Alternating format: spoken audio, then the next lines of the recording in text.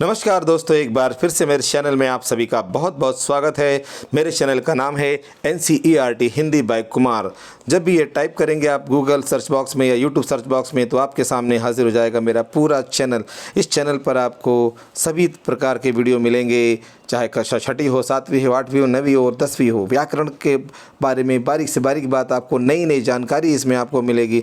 पत्र, संदेश लेखन, नारा लेखन, जितने भी व्याकरण के विषय हैं सभी से संबंधित वीडियो आपको यहाँ पे मिलेंगे, बहुत आसान सरल भाषा में और नए तरीक़ों के साथ में। जो वीडियो अभी उपलब्ध नहीं है वो लगातार इस चैनल पर उपलब्ध करवाने का प्रयास किया जा रहा है।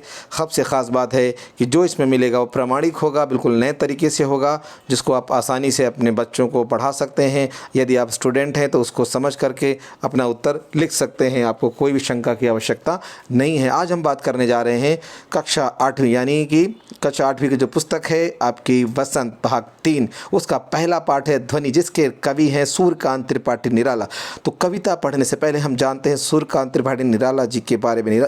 सूर्यकांत त्रिपाठी निराला हमारे हिंदी साहित्य में एक टाइम पीरियड होता है जिसको बोलते हैं हम छायावाद। छायावाद 1918 से लेकर के 1936 तक चलता है, लगभग 18 वर्षों तक।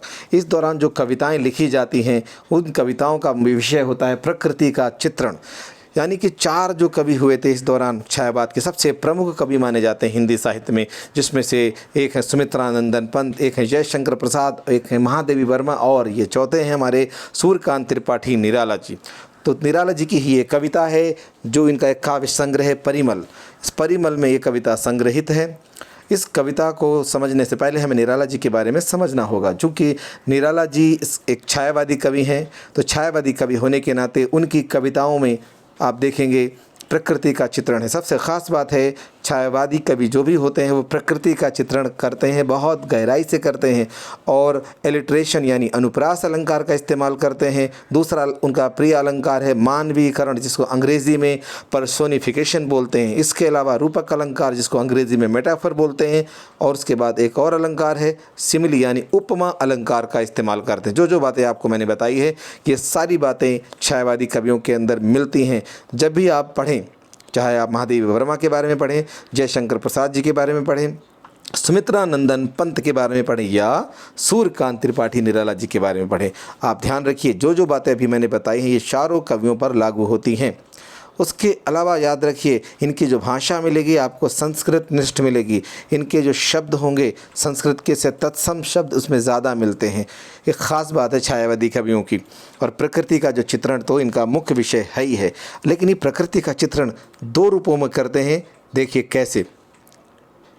प्रकृति का एक चित्रण होता है जिसको हम बोलते हैं आलंबन रूप में चित्रण, और दूसरा चित्रण होता है उद्दीपन रूप में चित्रण।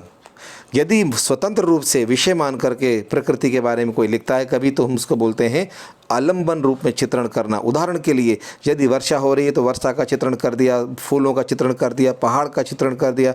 यानी जो प्राकृतिक सौंदर्य है, नेचुरल ब्यूटी है, जैसा देखा जैसा महसूस किया कवि ने उसको उसी रूप में लिख दिया, तो इसको कहेंगे आलंबन रूप में चित्रण। यदि इसी को हम अपनी भावनाओं को प्रकट करने के लिए प्रकृति का इस्तेमाल करते हैं, यानी कि वो प्रकृति का हम स्वतंत्र रूप से चित्रण नहीं कर रहे हैं, हम प्रकृति का सिर्फ इस्तेमाल कर रहे हैं अपनी बात को कहने के लिए। जब ऐसा हो जाएगा तो इस प्रकृति के चित्रण को हम कहेंगे उद्दीपन रूप में प्रकृति का चित्रण किया गया है। उदाहरण के लिए यदि मैं कहूँ फूल हंस रहे हैं, अगर हम ऐसा बोलेंगे तो इसका अर्थ है कि फूल क्यों हंस रहे हैं, क्योंकि मुझे ऐसा महसूस हो रहा है, मैं उसके ज़रिए अपने मन की खुशी को प्रकट करना चाहता हूं। तो ये प्रकृति का जो चित्रण है उद्दीपन रूप में चित्रण होगा। लेकिन यदि मैं कहूं फूल की सुंदरता के बारे में चित्रण करता रहूं तो ये प्रकृति का आलंबन रूप में चित्रण होगा। ये आपको ध्यान रखना पड़ेगा। ख़ास तौर से फिल्मों के अंदर, फिल्मों में प्रकृति के उद्दीपन रूप का चित्रण अवश्य होता है। आपने देखा होगा जैसे कोई दुख भरा सीन आता है, दुख भरी घटना का चित्रण किया जाता है फिल्मों में, तो आपने देखा होगा वर्षा ऋतु का चित्रण जरूर होता है। वर्षा हो रही है, बूंदें बरस रही हैं, बादल कड़क रहे हैं, आप बहुत सारी फिल्मों में ये बार बार आपने देखा होगा। यहाँ पर प्रकृति का चित्रण क्या है, अगर कोई दुख भरा सीन है उसको और प्रभावशाली बनाने के लिए, याद रखिए इस वर्ड को, और प्रभावशाली बनाने के लिए, अपनी भावनाओं को और ज़्यादा असरदार बनाने के लिए प्रकृति का इस्तेमाल किया जाता है। तब वहाँ पर हम कहते हैं प्रकृति का ये उद्दीपन रूप में चित्रण है। ये जो रस पढ़ते हैं हम, अभी आप तो यहाँ पर नहीं है आपका, क्योंकि कोर्स भी है हिंदी का, लेकिन जो कोर्स ए है वहाँ पर जब रस पढ़ते हैं, रस शास्त्र एक अलग शास्त्र है, वहाँ पर विशेष रूप से इसकी बात हम करते हैं। तो अभी के लिए इतना ही है। आप इतना समझ लीजिए कि प्रकृति का जो चित्रण है, छायावादी कवियों में आलंबन और उद्दीपन दोनों मिलता है, लेकिन अधिकता जो है वो आलंबन रूप चित्रण की अधिक होती है, यानी कि 70 से 80% तक जो चित्रण मिलेगा प्रकृति का स्वतंत्र रूप का चित्रण ही मिलता है। आप इस तरीके से छायावादी कविता को प्रकृति की कविता भी कह सकते हैं। ये जो कविता हम पढ़ने जा रहे हैं ध्वनि, इस ध्वनि के अंदर जो निराला का जीवन है बहुत उथल पुथल भरा जीवन रहा है। विभिन्न प्रकार के दुखों को उन्होंने अपने जीवन में झेला है, और ये जो कविता है, जो ध्वनि है, ये कविता उनका एक काव्य संग्रह परिमल, उसके अंदर ये संग्रहित है कविता। और जाहिर सी बात है निराला जी की कविताओं का, निराला जी को सबसे प्रिय जो विषय था वो था बादल, क्लाउड पर उन्होंने बहुत सारी कविताएं लिखी हैं, यानी प्रकृति से उन्हें बहुत प्रेम है। लेकिन ये जो ध्वनि कविता है, इस कविता के अंदर भय भी दिखता है और आशा भी दिखती है, यानी कि डर भी है और उम्मीद भी है, दोनों साथ साथ, दोनों का कॉन्फ्लिक्ट चलता है, दोनों का टकराव चलता है। इस कविता में ये चीज़ आपको देखने को मिलेगी। द्वंद्व का मतलब है टकराव। तीसरा बिंदु देखते हैं, वसंत ऋतु का मानवीकरण, यानी इस कवि निराला ने इस कविता के माध्यम से वसंत ऋतु जो है, स्प्रिंग सीजन जिसको बोलते हैं, उसका मानवीकरण कर दिया है, यानी इसको मनुष्य की तरह दिखा दिया है, यानी इसको पर्सोनिफिकेशन करने की कोशिश की है। अब कैसे, हम आगे देखेंगे। लेकिन यहाँ एक बात आप सभी को ध्यान रखना है, यदि आप छात्र हैं या शिक्षक जो भी इस वीडियो को सुन रहे हैं, देख रहे हैं, उसको समझना आवश्यक है कि जैसे ही प्रकृति का मानवीकरण किया, क्योंकि वसंत क्या है, वो प्रकृति ही है ना। अब प्रकृति का जब मानवीकरण करेंगे उसको मनुष्यों के, अब आपको पता होगा कि मानवीकरण क्या होता है। जहाँ पर नेचर को आप मनुष्यों की तरह चित्रण उसका करने लगते हैं तो वो मानवीकरण बन जाता है, यानी पर्सोनिफिकेशन हो जाता है। तो अगर आपने प्रकृति का स्वतंत्र रूप में चित्रण किया फिर तो प्रकृति का आलम्बन रूप हो गया। लेकिन यहाँ पर मैंने क्या बोला कि वसंत ऋतु का मानवीकरण इस कविता में किया गया है। तो जैसे ही हम ये बात कहेंगे तो इसका मतलब है कि कवि ने क्या किया है, उद्दीपन रूप में चित्रण भी किया है। तो हम इस कविता में ये भी जानेंगे। अगला बिंदु क्या है, स्वगत शैली।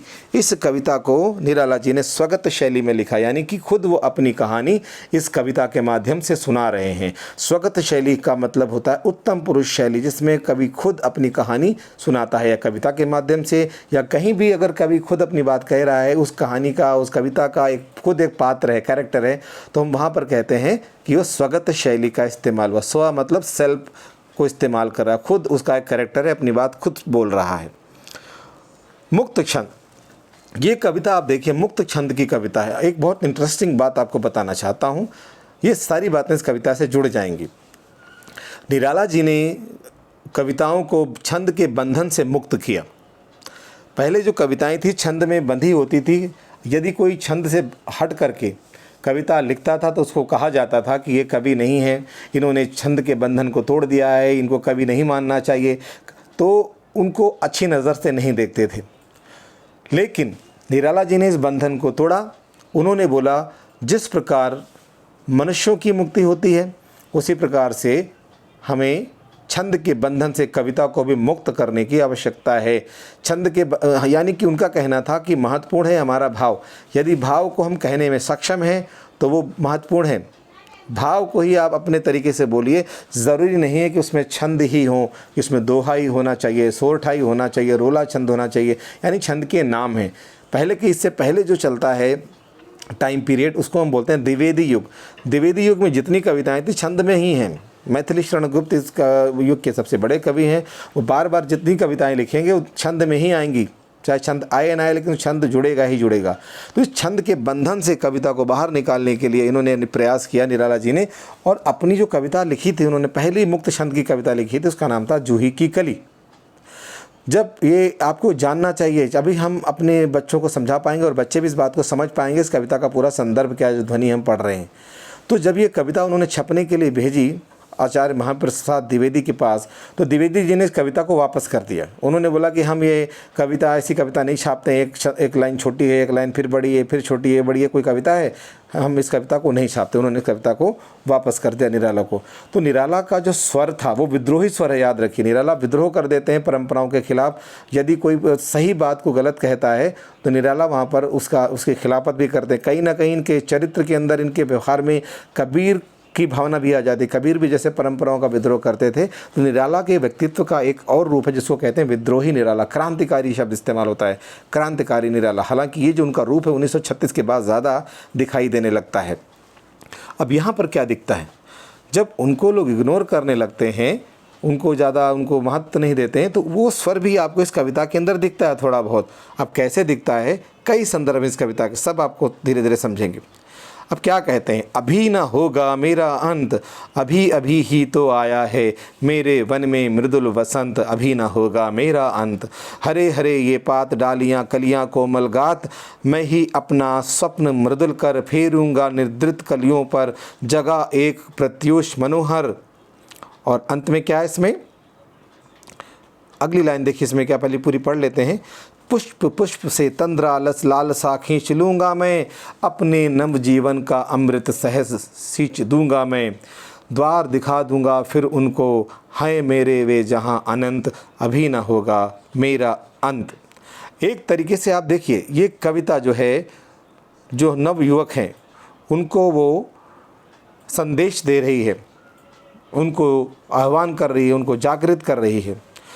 कवि कहता है, कुछ लोगों को ऐसा लगता है कि इस तरह से मैं परेशान हो जाऊंगा, यदि मैं मुक्त छंद की कविताएं लिखता हूं तो मैं शांत होकर बैठ जाऊंगा। तो वो कहते हैं जी नहीं, ऐसा नहीं है, अभी ना होगा मेरा अंत, अभी अभी तो मैंने शुरुआत की है इस तरह की कविताएं लिखने की, अभी अभी तो आया है मेरे वन में मृदुल वसंत, अभी अभी तो ये सुंदर सुंदर प्रकृति की मुक्त छंद की रचनाएं करनी मैंने शुरू की है। अभी ना होगा मेरा अंत, अभी मेरा अंत होने वाला नहीं, अभी मैं शांत होने वाला नहीं हूँ। यानी कि अभी तो मेरी शुरुआत हुई है, अभी तो मुझे बहुत दूर जाना है। अभी ना होगा मेरा अंत, अभी अभी ही तो आया, यानी अभी तो मैंने शुरुआत की है मेरे वन में मृदुल वसंत, ये नई नई सुंदर सुंदर कविताएं लिखने का, मुक्त छंद की रचनाएं करने का अभी तो मैंने शुरुआत की है, तो अभी मेरा अंत होने वाला नहीं है, अभी मुझे बहुत दूर जाना है। यानी कि मन में भय है, लेकिन अपने आप को तसल्ली भी दे रहे हैं कि नहीं, जैसे आपने 3 इडियट्स मूवी में देखा था, ऑल इज़ वेल बोलते हैं, बस यही तरीका मान लीजिए, खुद को तसल्ली देते हैं कि अभी ना होगा मेरा अंत, अभी तो मुझे बहुत आगे तक जाना है, मेरे वन में आया है मृदुल वसंत। अभी तो जो वसंत ऋतु है वो मेरे मन में अभी भी तो आई है, अभी तो मेरी शुरुआत हुई है, अभी तो बहुत आगे तक मुझे जाना है। हरे हरे हे पात डालियाँ कलियाँ कोमल गात, जब वसंत ऋतु आती है तो चारों तरफ आप देखते हैं क्या होता है, हरियाली दिखती है। पात मतलब पत्ता, डालियाँ कलियाँ कोमल गात, यानी कि जो पूरा का पूरा वातावरण है हरा भरा रंगीन नज़र आता है, जो दृश्य है बहुत मनोहर हो जाता है। तो ये कहना चाहते हैं जो मेरा जो जीवन है अभी इसी तरह से सुंदर बना हुआ है, ये जो मेरा वसंत ऋतु रूपी शरीर है बहुत खूबसूरत बना हुआ है। हरे हरे ये पात डालियाँ कलियाँ कोमल गात, यानी कि मेरे जीवन में प्रकृति की हरियाली है, डालियाँ कलियाँ सब सुंदर सुंदर हैं, और मेरा जीवन तो अभी शुरुआत हो रही है मेरे जीवन की। मैं ही अपना स्वप्न मृदुल कर, और इसी प्रकार मैं भी इस प्रकृति के साथ ही अपना कदम ताल मिला के आगे बढ़ता हूँ, और फेरूंगा निद्रित कलियों पर, और जो मेरे मन की दबी हुई छाएँ हैं उनको मैं जगाऊंगा और आगे बढ़ूंगा, मैं निराश नहीं होऊंगा, और क्या लाऊंगा अपने जीवन में, एक नया सवेरा, जगा एक प्रत्युष मनोहर, और अपने जीवन में एक नया सवेरा लेकर आऊँगा। ये तो कवि का अर्थ है, लेकिन वो कहना क्या चाहे, इसका जो दूसरा अर्थ है वो आज उस समय क्या था, लोगों में आलस्य था, लोग हार मान चुके थे, उन्हें लगता था अंग्रेज़ी शासन के आगे हम कुछ नहीं कर सकते, सबको लगता था कि सब हिम्मत हार चुके थे। ऐसे लोगों को, ख़ास तौर से जो युवा पीढ़ी होती है किसी देश में, वो लोगों को आगे, अपने देश को, अपने समाज को आगे ले जाने की सबसे ज़्यादा उम्मीद हम उसी से करते हैं। तो इस कविता के माध्यम से अप्रत्यक्ष रूप से जब वो प्रकृति का मानवीकरण करते हैं वसंत का, तो उनको भी यहाँ पर वो कहना चाह रहे हैं, अभी ना होगा मेरा अंत, अभी अभी ही तो आया है मेरे वन में मृदुल वसंत। यानी मेरा जो जीवन अभी शुरुआत हुई है, और मेरा जो कर्तव्य है अपनी कविताओं के माध्यम से, जो आसपास आलस्य जो फैला हुआ है, जो हमारा जो युवा वर्ग है उनके जीवन में भी तो नया नया अभी वसंत आया है, यानी अभी भी तो जवान हुए हैं, उनको अपने कर्तव्य को समझना होगा, देश के लिए कुछ करना होगा। तो वो बार बार क्या करें, हरे हरे ये पात, यानी कि जो नव युवा है, हमारे जो युवा पीढ़ी है, डालियाँ कलियाँ कोमल गाती, सुंदर सुंदर हमारे नव युवा हैं, अभी जवान हुए हैं, अभी शक्तिशाली हैं। वसंत क्या है, वसंत का मतलब है अभी यंग है बिल्कुल ही, ठीक है। मैं ही अपना स्वप्न मृदुल कर, अपने उनके सपनों को मैं इनको अंदर एक जोश जगाऊंगा, ताकि वो अपने सपनों को समझें, यानी कि देश को आज़ाद कराएं और अपने जीवन का कुछ लक्ष्य निर्धारित करें और अपने सपनों को पूरा करें। फेरूंगा निद्रित कलियों पर, अभी वो क्या है, आलस में डूबे हुए हैं। मैं अपनी कविताओं के माध्यम से, अपने स्वरों के माध्यम से, अपने किसी भी तरीके से मैं उनके अंदर का आलस दूर करूँगा। निद्रित कलियाँ मतलब हैं, कली मतलब जो भी फूल नहीं बने, यानी कि जो नव युवक हैं उनको मैं जोश दिलाऊंगा, ताकि वो अपने देश के लिए कुछ करने के लिए आगे आए। जगह एक प्रत्यूष मनोहर, और उनके जीवन में इस प्रकार नया सवेरा लाने का प्रयास करूँगा। आगे देखते हैं। पुष्प पुष्प से तंद्रालस लालसा खींच लूँगा मैं। अब इस लाइन में, वो इस पंक्ति में अपनी कविता के उद्देश्य को प्रकट कर देते हैं। देखिए, कोई भी कवि जब कविताओं की रचना करता है तो बिना उद्देश्य के नहीं करता है।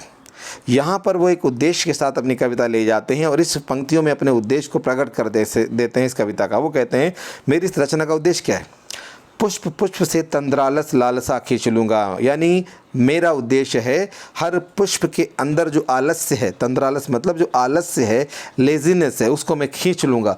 अब यहाँ पुष्प का मतलब है एक तो अपने आप के अंदर जो आलस्य है वो अपने आप को और क्रिएटिव रचनात्मक बनाने का प्रयास करेंगे। दूसरा अर्थ है कि जो देश की युवा पीढ़ी है वो आलसी है, वो आगे नहीं करना चाहती, उसको लगता है बस कुछ नहीं हो सकता, जो करेंगे अंग्रेज़ करेंगे, हमारे हाथ में कुछ नहीं है। तो ऐसे जो पुष्प यहाँ पर किसका प्रतीक है, ये है नव युवा, जो युवा जन हैं, उनके अंदर से लालसा में खींच लूँगा, अपनी कविताओं के माध्यम से, अपने स्वर के माध्यम से उनके अंदर जोश भर दूंगा और अपने नवजीवन का अमृत शहर सींच दूंगा और अपनी खुशियों को उनके साथ बांटूंगा और अपने मेरे अंदर जो भी अच्छी बातें हैं वो उनके साथ जोड़ूंगा और अपने नवजीवन का अमृत, जो मेरे जीवन का अमृत है, उसको मैं उनके साथ बांट करके उनके जीवन को एक नई दिशा दूंगा। सींचने का मतलब क्या है, हम खेत को सींचते हैं ताकि हरा भरा हो जाए, उसी प्रकार से मैं भी यही काम करूंगा अपनी कविताओं के, अपने स्वरों के माध्यम से, अपने विचारों के माध्यम से आज की जो युवा पीढ़ी है उस समय की, उसको आगे बढ़ने की प्रेरणा दूंगा, ताकि अपने लक्ष्य को प्राप्त कर सकें, अपने देश के लिए कुछ कर सकें। और उससे मिलेगा क्या, उनको द्वार दिखा दूंगा, फिर उनको उन सबको उनकी मंजिल दिखा दूंगा। हैं मेरे वे जहाँ अनंत, अभी ना होगा मेरा अंत। उनको उनका उद्देश्य प्राप्त हो जाएगा। फिर उनको क्या दिखाऊंगा, द्वार दिखा दूंगा उनको। जब वो आलस्य से दूर हो जाएंगे तो उनको अपनी मंजिल की तरफ बढ़ जाएंगे। मंजिल उनकी अनंत है। अनंत का अर्थ यहाँ पर ईश्वर भी है, लेकिन यहाँ पर अनंत का अर्थ है कि वो लगातार बढ़ते चले जाएंगे। ये नहीं कि थोड़ा सा उनको प्राप्त हो गया और वहीं पर शांत होकर वो बैठ गए, क्योंकि देश तो अंग्रेज़ों के कब्ज़े में था। तो उनको ये कहना चाह रहे हैं कि हमारी युवा पीढ़ी को पहले मैं आलस दूर करूंगा, अपने अच्छे विचार उनके अंदर इंजेक्ट कर दूंगा, सींच दूंगा अपने विचारों से उनको। मेरे विचार अमृत रूपी हैं, क्योंकि मैं देश के लिए कर रहा हूँ, मेरी कविता देश के लिए है। तो इस कविता के माध्यम से युवा पीढ़ी के अंदर जो आलस है उसको दूर करूँगा, फिर उनको उनके लक्ष्य से मिलवा दूँगा। फिर वो लक्ष्य की तरफ बढ़ते चले जाएंगे, एक के बाद एक स्टेप पार करते हुए लगातार देश के लिए कुछ करते रहेंगे, क्योंकि रुकना काम नहीं है। यहाँ पर वो बार बार ये शब्द इस्तेमाल कर रहे हैं, अनंत। ये नहीं कहा मंजिल, क्योंकि अनंत का मतलब है कि वो उनका कोई लक्ष्य नहीं है, बराबर वो आगे बढ़ते रहेंगे, प्रयास करते रहेंगे, प्रगति करते रहेंगे और देश के काम आते रहेंगे।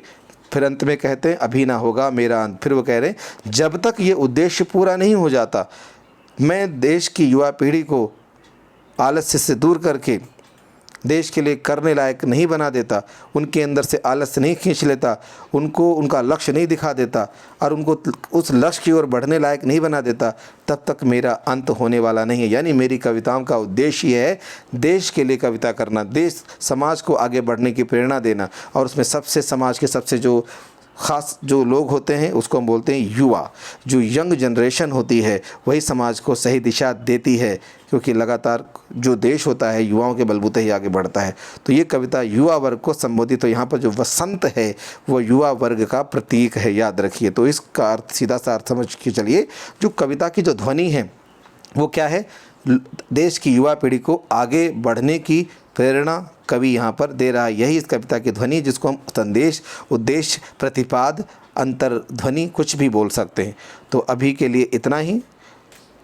इसमें कुछ शब्द आते हैं, अर्थ भी आपको पता चलने चाहिए।